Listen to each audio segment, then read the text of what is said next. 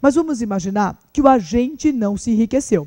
Imagine assim um exemplo. Ó. Imagine que nós estamos pensando numa licitação para a compra de canetas, tá certo? Vamos comprar canetas. O presidente da comissão de licitação, mancomunado com a empresa licitante, leva envelope para casa, frauda sigilo de proposta, troca a proposta e contrata com valor superfaturado.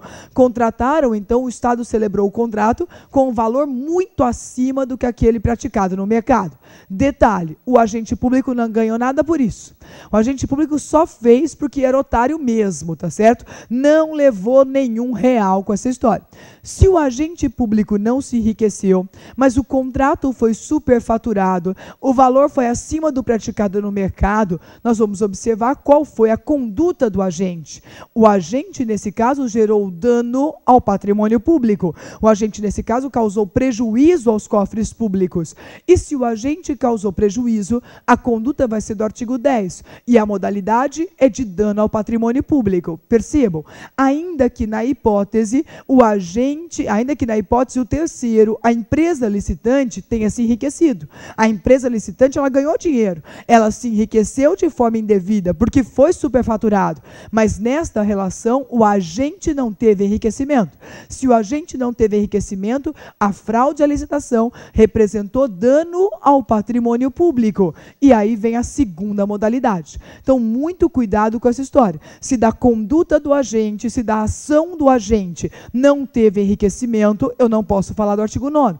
Se da ação do agente não teve enriquecimento, a modalidade vai ser do artigo 10 da Lei 8429. Lembrando que o artigo 10 da Lei 8429, ele fala sobre a hipótese de dano ao patrimônio público. Essa hipótese traz lá, dano ao patrimônio público. Esse artigo, ele é muito importante, tem várias discussões, tem vários aspectos aqui que valem a pena observar. Vamos dar uma olhadinha no que diz o dispositivo, vamos dar uma olhadinha no que diz o artigo. Mais uma vez eu lembro que o rol é exemplificativo, mais uma vez eu lembro que o que vale é o que está no caput. O que interessa é a conduta do caput do artigo. Olha lá.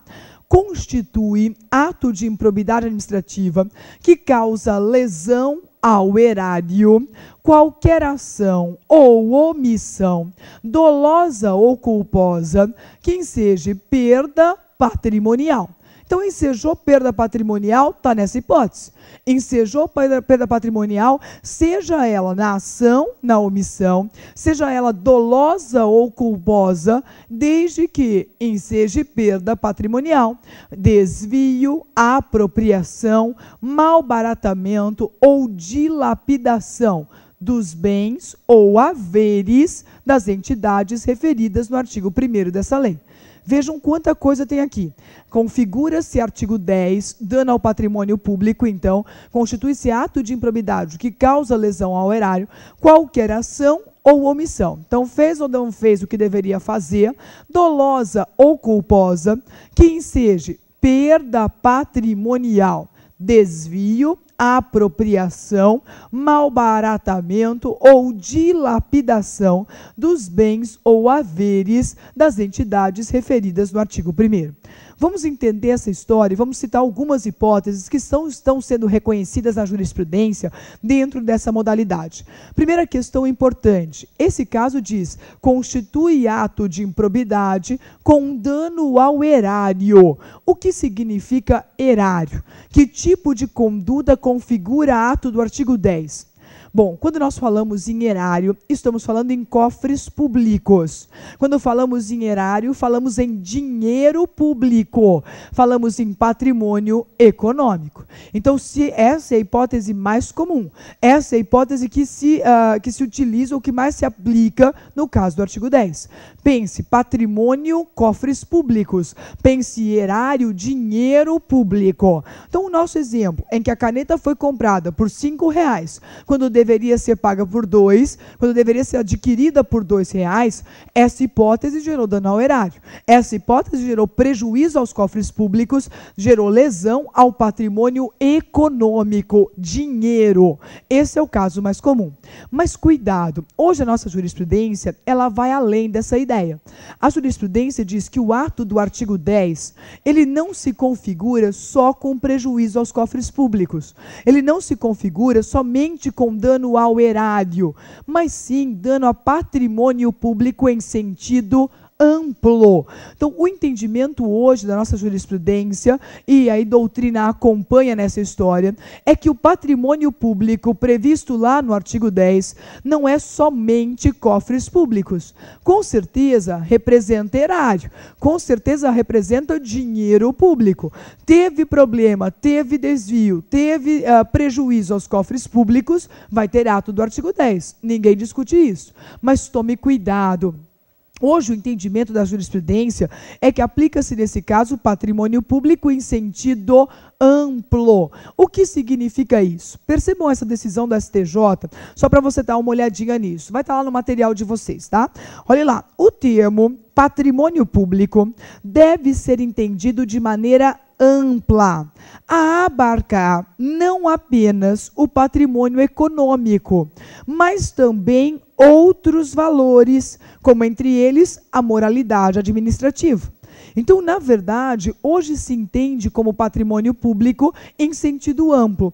Aí você vai lembrar patrimônio histórico, você vai lembrar patrimônio artístico, você vai lembrar patrimônio cultural. Então, tudo isso está dentro do conceito patrimônio público. Então, cuidado, patrimônio público é também erário, mas não é somente erário. Então, constitui-se ato de improbidade não somente a conduta que gera lesão ao dinheiro público, mas também a conduta que vai dilapidar patrimônio histórico, que vai prejudicar, que vai destruir patrimônio cultural, patrimônio artístico. A jurisprudência afirma até ao patrimônio moral. Até patrimônio moral pode configurar ato do artigo 10. Na verdade, gente, a ideia aqui é porque esse ato, ele é mais ou menos rigoroso. Ele não é tão grave como o enriquecimento, mas também não é tão light como violação ao princípio.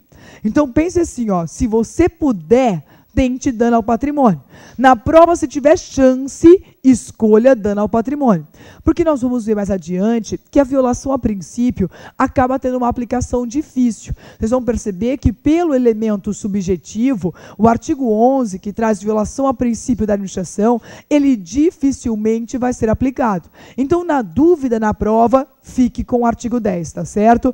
Pense então, patrimônio público hoje entendido em sentido amplo, não significa só patrimônio econômico, mas significa também patrimônio histórico, patrimônio artístico, patrimônio cultural e alguns incluem até patrimônio moral. Então, tudo isso está lá na listinha do artigo 10, tudo isso vai caracterizar, então, ato de improbidade que gera dano ao patrimônio público, ok? Então, comprometeu dinheiro, não há dúvida, mas também é possível que se caracterize aí um sentido mais amplo, mais abrangente para essa expressão.